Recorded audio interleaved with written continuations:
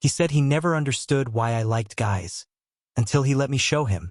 I never thought I'd have to explain myself to him. Not really. He had always been there, orbiting around my life in ways that felt both comforting and unbearable. He was the kind of friend everyone wanted, easy to laugh with, easy to trust, the kind of guy who could make an entire room light up just by leaning against the wall with that careless smile of his. But for me, he was something else. Something more dangerous. I'd known him since high school. We weren't best friends, but we were close enough that he'd sit at my lunch table, close enough that he'd text me after practice, close enough that when I came out my senior year, he was one of the first people I told. I remember his reaction, the way he blinked a little too long, like he wasn't sure how to process the words, but then he just nodded. He didn't hug me. He didn't freak out. He just said, "Cool, man. Thanks for telling me."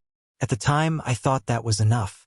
But over the years, little cracks started to show in that easy acceptance. Question here, a strange look there. He'd tease me sometimes, not in a cruel way, more in a curious way, about whether I thought some guy was hot or what it felt like to kiss another guy. It wasn't mocking, not exactly, but it always came with this edge of something I couldn't quite name.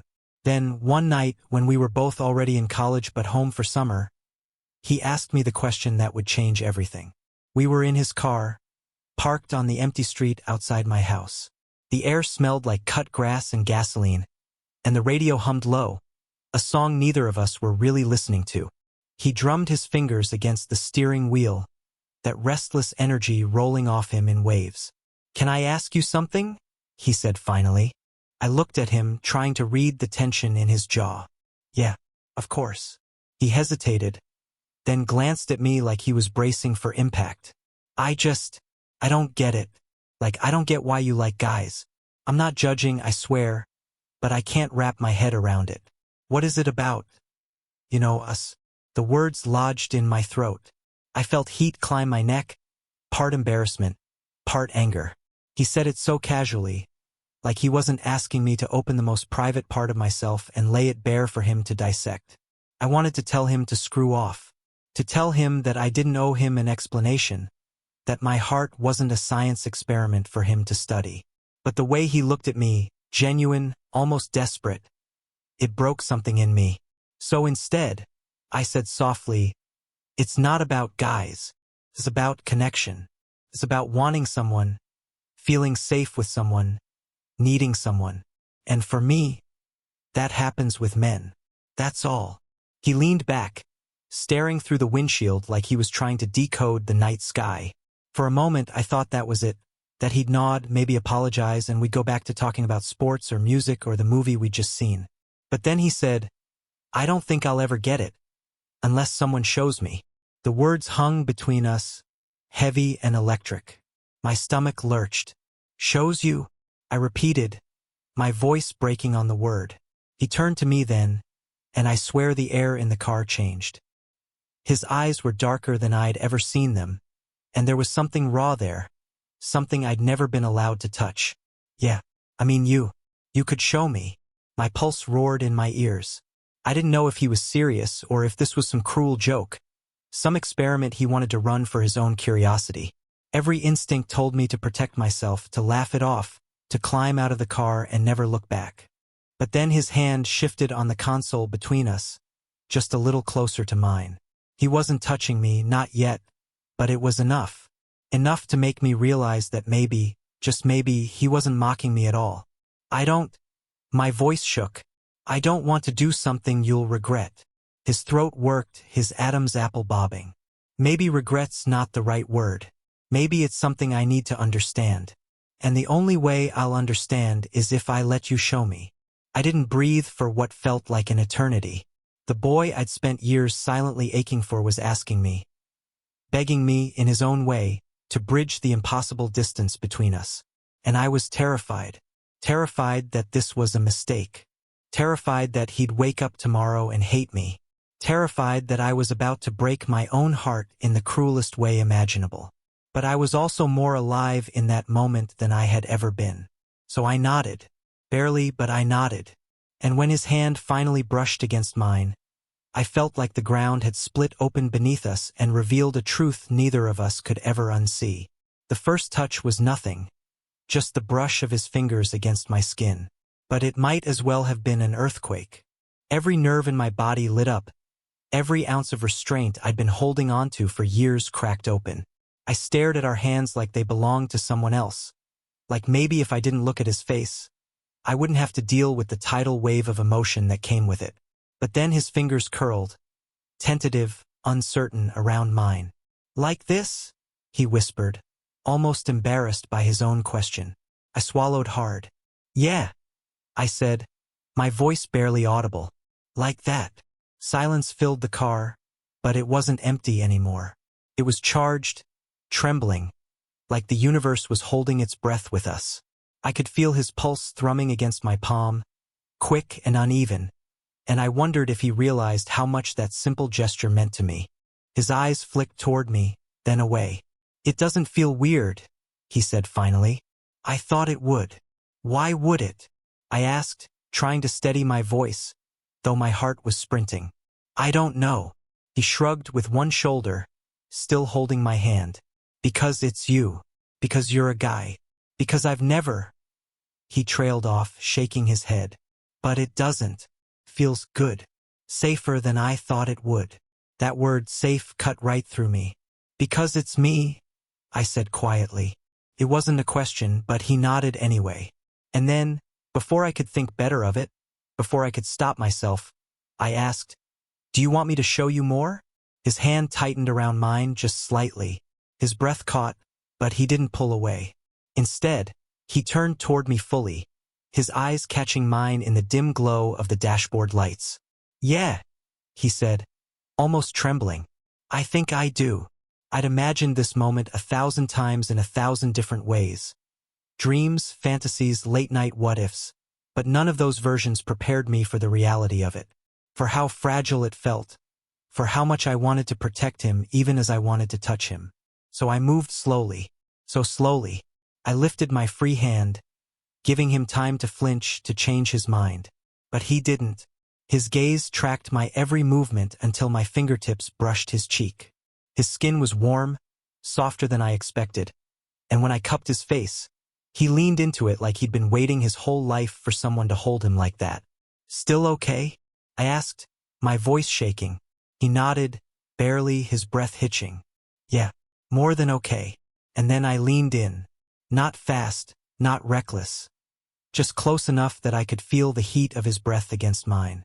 Close enough that the space between us ached. His eyes fluttered shut, and I followed, closing that last impossible inch. The kiss was gentle at first, hesitant, like two people standing at the edge of a cliff, testing their footing before the fall. His lips were soft, tentative, but he didn't pull away. He let me guide him, let me show him the rhythm of it, the way a kiss could be slow and searching, not just rushed and mechanical. When I finally pulled back, just enough to breathe, his eyes opened slowly, dazed and wide. "Oh," he whispered, like the air had been knocked out of him. I felt panic spark in my chest. Was that? Did I? But then he shook his head quickly, his hand still gripping mine like a lifeline. "No. That was good. Really good." He blinked, like he was trying to make sense of himself. It didn't feel wrong at all. Relief flooded me so hard my whole body trembled. "Good?" I whispered back, brushing my thumb against his cheek. He studied me then, really studied me like he was seeing me for the first time. There was no judgment in his eyes, no mockery. Just this deep, searching curiosity mixed with something softer, something I didn't dare name. "I think I get it now," he said finally, his voice barely audible. "Why you like guys?" My throat tightened. "Yeah." He gave me a shaky smile. "Yeah. Because if it feels like this, then how could it be anything but real?" I didn't know what to say. My chest ached with too many feelings at once. Joy, terror, longing, disbelief. So instead of trying to untangle them, I kissed him again. This time he kissed me back. Really kissed me. The second kiss was nothing like the first.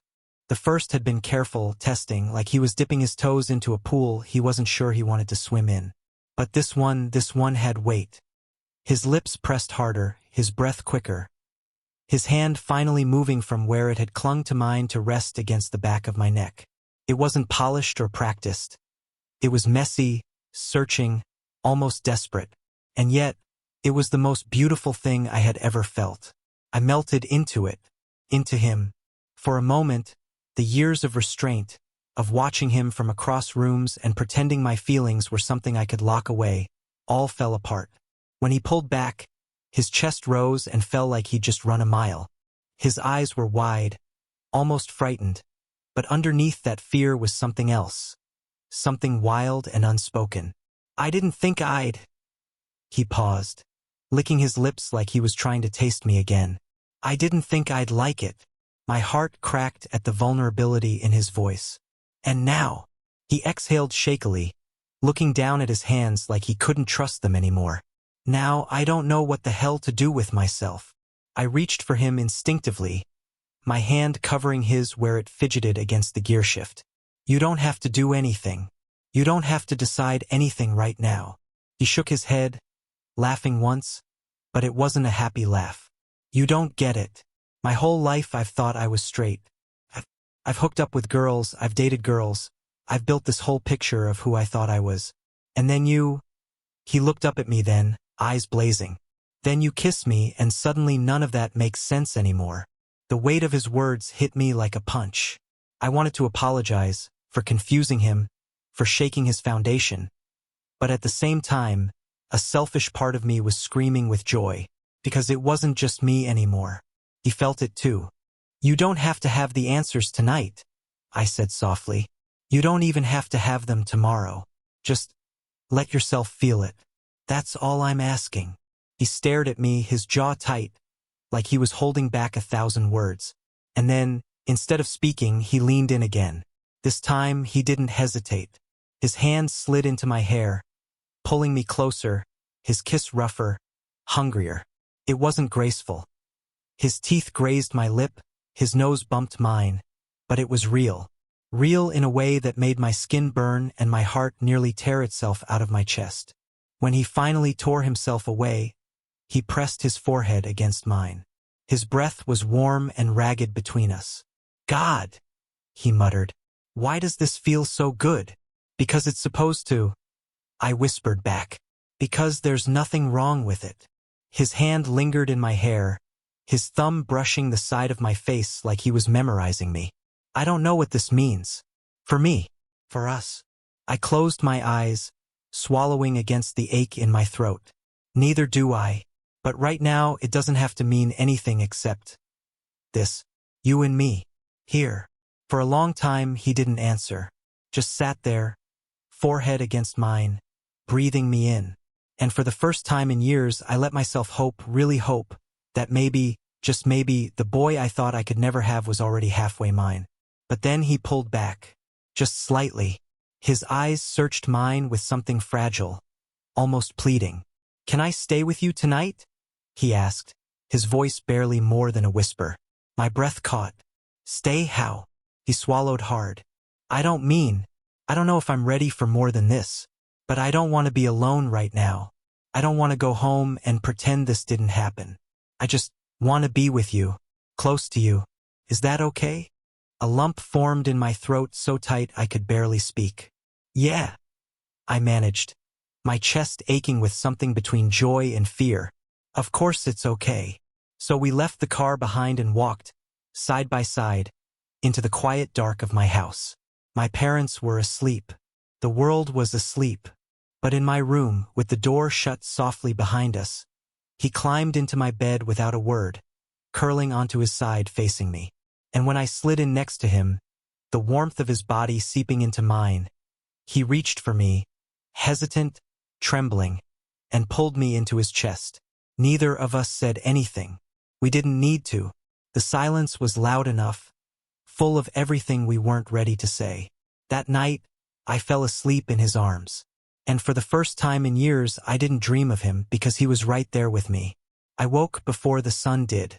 The room was quiet, the kind of quiet that feels sacred, as if the whole world knows not to intrude. He was still asleep, his chest rising and falling in slow rhythm, his arm heavy across my waist. I lay there, afraid to move, afraid to shatter the fragile miracle that had unfolded between us only hours before. I studied him the way you can only study someone when they're asleep, unguarded, vulnerable. His mouth was parted slightly, his brow smoothed out from its usual tension. I traced the shape of his nose, his lips, the faint stubble along his jaw with my eyes alone, memorizing the version of him no one else ever got to see. And then it hit me. This might not last. He might wake up and regret everything. He might look at me differently in the morning light. He might tell me it was a mistake, a curiosity he never wanted to repeat. The thought sliced through me, sharp and cold. But I stayed still. I let myself have this moment because whatever came after, at least I had this, him holding me even if only for one night. Eventually he stirred. His lashes fluttered, and his eyes blinked open, hazy with sleep. For a terrifying heartbeat, I braced for the shift. For him to pull his arm away, sit up, distance himself. But he didn't. He just blinked at me, then gave this small, crooked smile that felt like sunlight breaking through clouds. "Morning," he murmured, his voice rough with sleep. "Morning?" I whispered back, my throat tight. He didn't move his arm. He didn't pull away. Instead, he stretched slightly, sighing into the pillow, and let his hand settle more firmly against my back. For a moment, hope bloomed so wildly in my chest it almost hurt. "Do you regret it?" I asked before I could stop myself. The words tumbled out, raw and trembling. His eyes sharpened with surprise, then softened. "Last night." "Yeah." My voice was barely audible. He was quiet for a long time, and each second was a hammer against my ribs. Finally, he shook his head. "No." "I don't regret it." The relief was so intense it nearly knocked the air out of me. "But," he added softly, and the word cut through the fragile bubble of warmth, "I don't know what to do next. I don't know what this makes me or what people will say, or if I'm ready to be whatever this is." I nodded, even though every part of me wanted to beg him not to complicate it, not to drag the outside world into the fragile cocoon we'd built. "That's okay," I said, though my voice cracked. "You don't have to know right now." He studied me then, his eyes searching, almost pained. "But you've known. For years. You've had time to figure yourself out." I don't even know where to start." I swallowed hard. "You start by being honest with yourself. With me. That's all." He nodded slowly, his gaze dropping to where our bodies still touched, chest to chest, arm draped over me. And then, almost to himself, he whispered, "It's just so easy with you. Easier than I thought it would be." My chest ached with the weight of it because I knew what he meant. With me, he could explore this without judgment. With me, he could stumble, fall, try again. But that also meant I was the one holding the risk, the one who might get crushed if he decided it wasn't what he wanted after all. Still, I couldn't pull away. Not when he looked at me like that. Not when his thumb traced absent circles against my back as though he didn't even realize he was doing it. "Can I ask you something?" he said suddenly. "Anything. What's it like?" His brow furrowed. "I mean, being with a guy. Like really being with a guy. Beyond just kissing." Heat rushed to my face. I looked away, my pulse spiking. "It depends," I said carefully. "It can be intense, scary, beautiful. It's like giving someone access to the deepest part of you, and hoping they don't break it." He was quiet for a moment, absorbing that. Then, his voice barely above a whisper, he asked, "Would you show me? Sometime?" My breath caught, not because of the question itself, but because of how he asked it. Not with lust, not with casual curiosity, but with this trembling vulnerability that told me he wasn't talking about sex. He was talking about trust, about intimacy, about letting me see him fully. I didn't know what tomorrow would bring, or the next day, or the next. I didn't know if he'd run, or if he'd stay. But as I looked at him lying in my bed, eyes wide and searching, I knew one thing for certain. If he asked me to show him, I would. And I would do it with the gentleness he deserved, even if it meant breaking my own heart in the process. The days that followed were a blur of stolen glances and unspoken words. He didn't avoid me. If anything, he seemed drawn closer. texting me more often, showing up at my house under flimsy excuses, lingering in my room long after he should have left. But there was a tension beneath it all, a crackle in the air that neither of us dared to name. When we were alone, sometimes his hand would brush mine, accidentally. Sometimes he'd sit so close our knees touched, and he wouldn't move away. And every time my heart would pound so hard I thought it might give me away. But when other people were around, it was different. He slipped back into his old self, loud, charming, effortlessly straight. He laughed with the guys, flirted with girls, and no one would have guessed that 2 nights earlier he'd fallen asleep with his arm around me. And maybe that was what hurt the most. I told myself not to expect anything, that what happened between us in the car, in my bed, was a one-time thing, a secret moment suspended outside the rules of the real world. But every time his eyes lingered on me a second too long, every time he leaned just a little too close, I couldn't help but hope. One evening, about a week later, he showed up again. It was late, almost midnight, and I was half asleep when I heard the tap on my window. I opened it to find him standing there in the summer night air, hair mussed, expression restless. "Can I come in?" he asked, almost shyly. I stepped aside, my heart already thundering. He climbed in, shutting the window behind him, and for a moment we just stood there in the dim light of my room. Then he said, "I can't stop thinking about it." My breath caught. "About what?" "You know what." His jaw tightened. "The way it felt, being with you." I keep telling myself it was just curiosity, but then I close my eyes and... He trailed off, shaking his head. "I feel your hand, your lips, and I want it again. I don't know what that makes me, but I can't." I stepped closer, close enough that the air between us seemed to hum. "It doesn't have to make you anything. It just makes you human. It makes you you." His eyes flickered with something I couldn't quite read, fear, desire, both. "And if I want you to show me more?"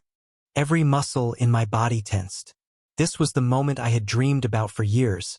And yet, standing there with his voice trembling and his hands shoved into his pockets, all I felt was the weight of it. Because this wasn't just about desire. This was about trust. About giving him something he could never unlearn. So I reached out gently and took his hand. "Then we go slow," I said. "Only as far as you want. You're in control always. The second you don't want it, we stop." His throat bobbed as he swallowed, but he nodded. "Okay."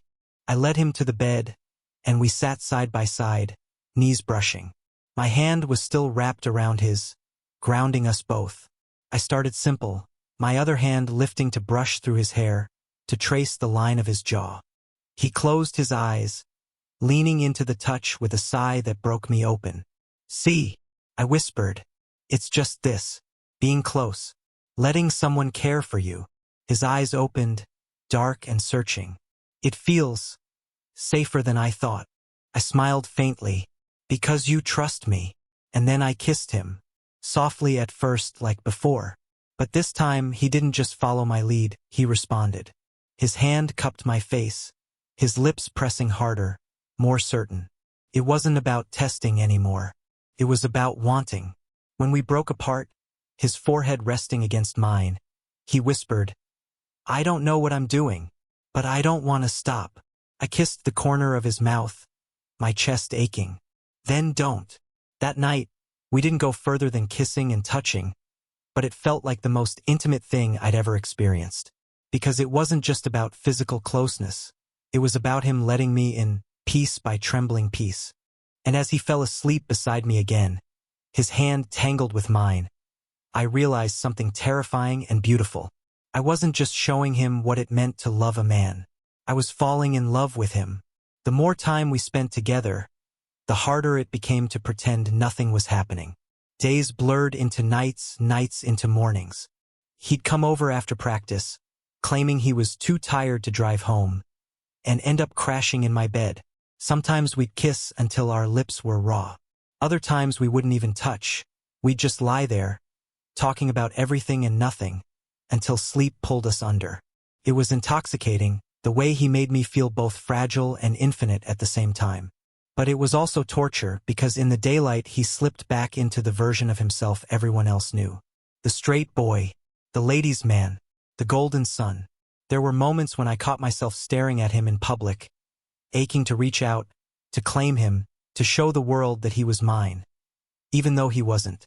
Not really. And I knew I couldn't push him. Not when he was still figuring himself out. Not when the wrong kind of pressure could send him running from me forever. One night, weeks after that first kiss, we were lying in the dark. His arm was slung across my chest, his head resting near my shoulder, his breath warm against my neck. He was quiet, too quiet, and I could feel the thoughts whirring inside him like a storm he hadn't yet let loose. Finally, he spoke. "Do you ever wish you weren't like this?" His voice was hushed, but the question hit me like a punch. I stiffened. Like what? You know, gay. The word sounded foreign in his mouth, cautious, like he was afraid to touch it. I let out a shaky breath. When I was younger, yeah, I wished it all the time. I prayed for it to change. But now, no, it's not something I want to erase. It's who I am. He was silent for a moment. Then he whispered, "I don't know if I could ever be that brave." My chest ached. I turned slightly, enough to see his face in the faint light seeping through the blinds.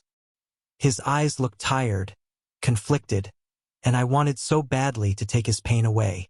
"You don't have to figure everything out tonight," I said gently. "Or tomorrow, or even next year. It's not about being brave all at once. It's about being honest with yourself little by little. You'll get there."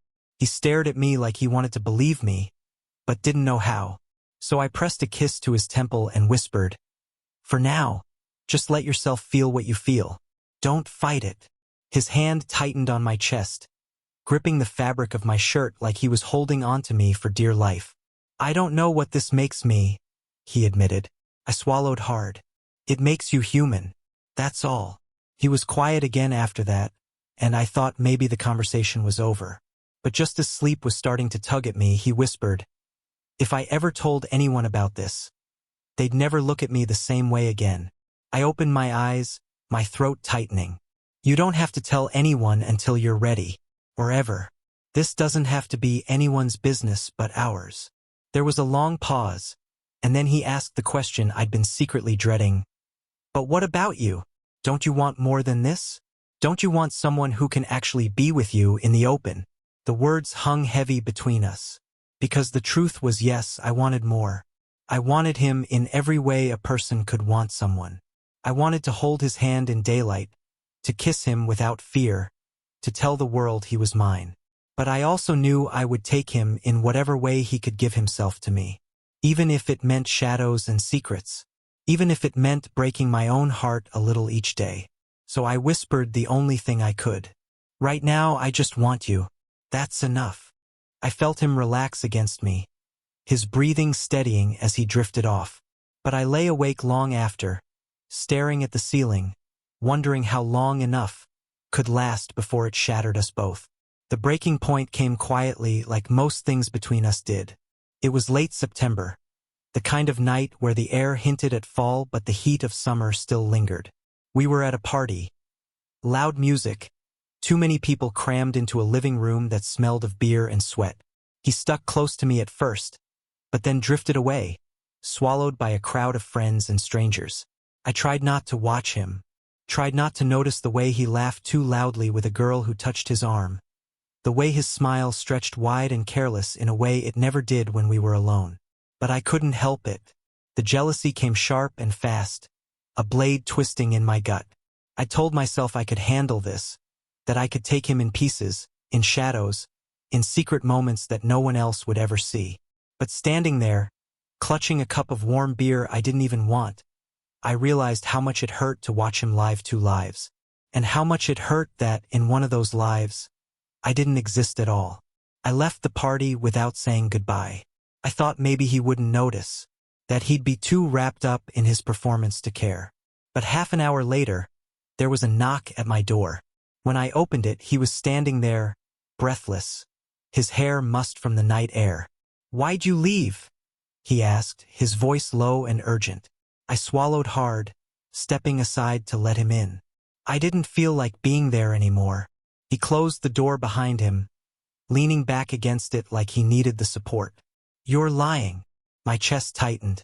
So what if I am? Tell me. His eyes were sharp, desperate. What's wrong? Something inside me cracked. Weeks of silence, of compromise, of swallowing my own longing just to keep him close. It all came spilling out. I can't do this. I whispered, my voice shaking. I can't watch you flirt with girls in front of everyone and then crawl into my bed at night like none of it matters. I can't be your secret anymore. It's killing me. His face crumpled, like I'd struck him. I didn't mean. But you did? I cut in, tears burning behind my eyes. You meant all of it. You want both lives. You want to keep me in the dark where no one can see, while you shine in the daylight with everyone else. And my voice broke. I can't live in the dark anymore. He pushed off the door, crossing the room in 2 steps, his hands gripping my shoulders. Don't say that. Don't walk away from me.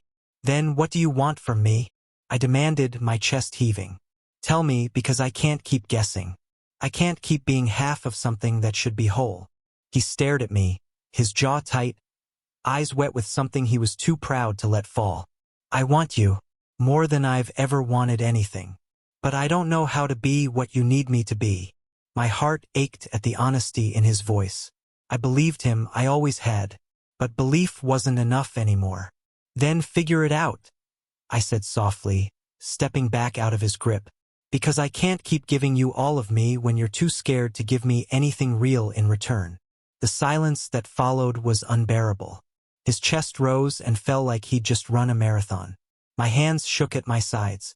Finally, he whispered, I'm scared. I know, I said, my voice breaking. But I can't be your experiment forever. I need to be someone's choice. His face twisted in pain, but he didn't move, didn't speak, didn't stop me when I turned away. That night, for the first time since it all began, he didn't stay. And as I lay in my bed alone, staring at the empty space where he should have been, I wondered if loving him would always mean losing him in the end. The days after that night stretched on endlessly, each one heavier than the last. He didn't text. He didn't show up at my window. The silence between us was louder than any fight we could have had. And God, I missed him. I missed the way his laugh sounded when he let his guard down. I missed the weight of his arms slung over me in the dark. I missed waking up to the warmth of him pressed against my side, even if it was something I could never have outside those 4 walls. But I also knew I couldn't go back. Not unless something changed. Because if I did, I'd be signing up to have my heart broken over and over again, and I wasn't sure how many times it could survive the fracture. A week passed before I saw him again. I was leaving the library late at night, backpack slung over my shoulder, when I heard footsteps quickening behind me. I turned, and there he was. He looked wrecked. His hair was messy, his eyes ringed with exhaustion, like he hadn't been sleeping. His hands were shoved deep into his hoodie pockets. But when his eyes met mine, I felt that same jolt I always did. Like no matter how far I tried to run, he'd always find me. Can we talk? He asked, his voice low, almost pleading. I wanted to say no, to protect myself, to walk away and leave him standing there in the cold. But I couldn't, not when it was him. So I nodded. We walked in silence until we reached the empty quad, lit only by a flickering lamppost. He stopped, turned to face me, and for a long time he just stood there, his hands trembling at his sides. Finally, he spoke. You were right.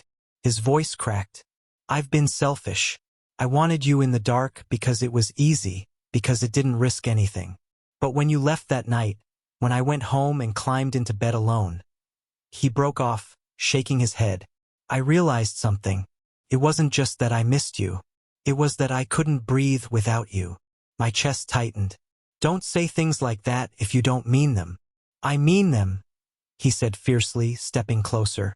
I've never meant anything more. I'm scared. Yeah. Terrified. But I'd rather be terrified with you than safe without you. The words hit me so hard I had to look away, blinking back tears. Do you know what you're saying? Yes. His hand reached for mine, tentative, trembling. I'm saying I don't want to hide anymore. Not from you. Not from myself. The world seemed to tilt under my feet. I thought of all the nights I'd lain awake beside him, wondering if he'd ever choose me in the daylight. And now here he was choosing, but I was still afraid. What about everyone else? I asked softly. Your friends, your family, what happens when they know? He swallowed hard, his thumb brushing against my palm. I don't know, but I know I can't keep living like this. Pretending, lying. And if it means losing people, if it means starting over, I'll do it. For you. Tears spilled over before I could stop them. You don't have to do it for me. Do it for yourself. Because you deserve to love and be loved without hiding. His eyes glistened as he whispered, maybe you're right, but you're the reason I want to try.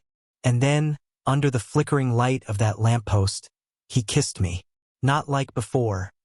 Not hesitant, not hidden, not trembling with doubt, but openly, freely, like the whole world could see and he didn't care. And for the first time, I let myself believe this wasn't just a dream, that maybe, against all odds, he really was mine. We spent the rest of that night walking through the quiet streets, hands entwined, talking in low voices that no one else could hear. It was the first time I realized just how much space he had taken up in my life.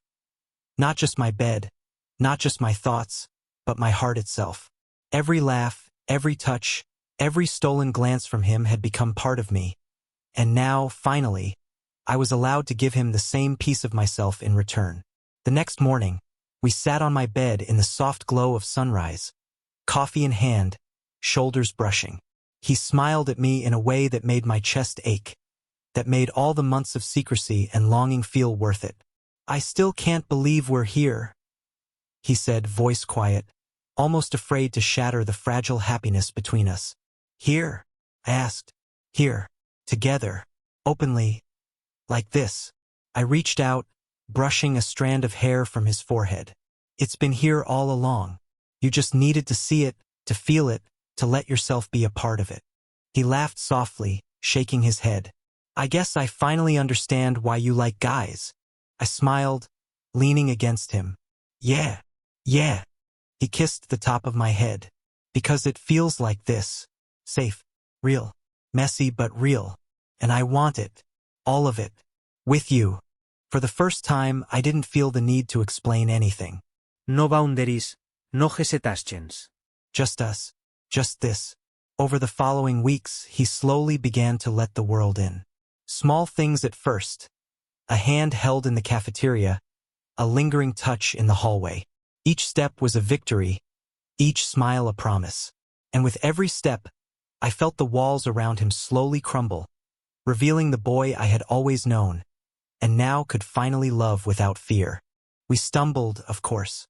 There were arguments, misunderstandings, moments when fear made him retreat into old patterns.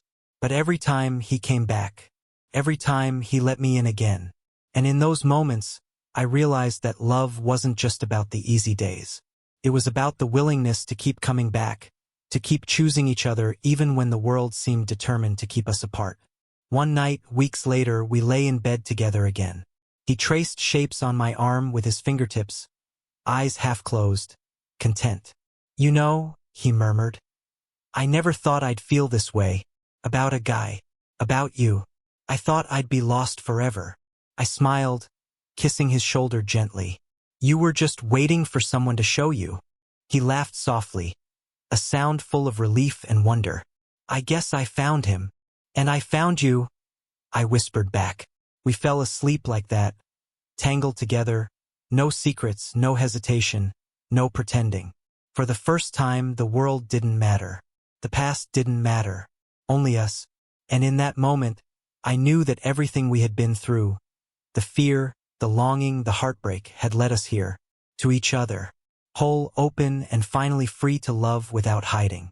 Because sometimes the hardest part of love isn't finding it. It's daring to let someone show you what it really feels like.